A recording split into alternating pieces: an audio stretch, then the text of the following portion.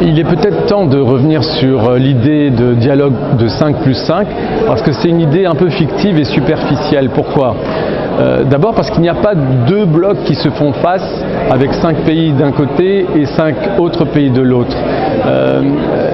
Ça nourrit finalement la fiction suivant laquelle il y aurait sur la rive nord 5 pays qui se ressemblent et qui auraient des intérêts communs, ce qui n'est pas vrai, et sur la rive sud 5 pays aussi qui auraient des intérêts communs, qui parleraient d'une seule voix, ce qui n'est pas vrai, et l'Union du Maghreb arabe illustre bien cette incapacité à parler d'une seule voix sur la rive sud. Donc il n'y a pas deux blocs sur la rive nord et sur la rive sud.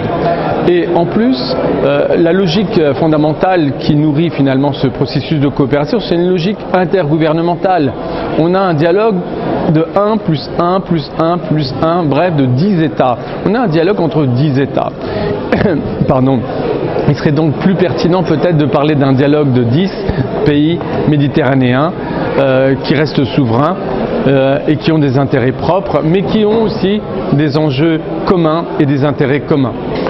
Dans le même temps, cette logique intergouvernementale, elle est aujourd'hui confrontée à une vraie difficulté, dans la mesure où les défis et les enjeux auxquels les 10 États concernés sont confrontés sont des enjeux qui mettent ou qui se caractérisent par leur caractère transnational.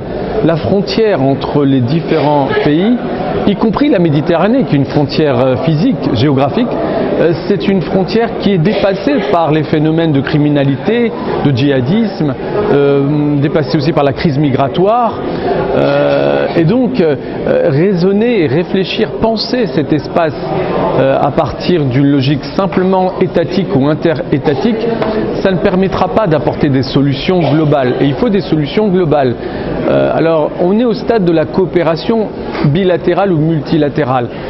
Je pense que malheureusement, ce type de coopération classique ne permettra pas d'apporter des solutions adaptées et efficaces justement à des défis qui concernent tous ces États et des défis, encore une fois, qui ne reconnaissent pas la spécificité de tel ou tel État, de tel ou tel territoire, puisque ces défis sont foncièrement, fondamentalement transnationaux.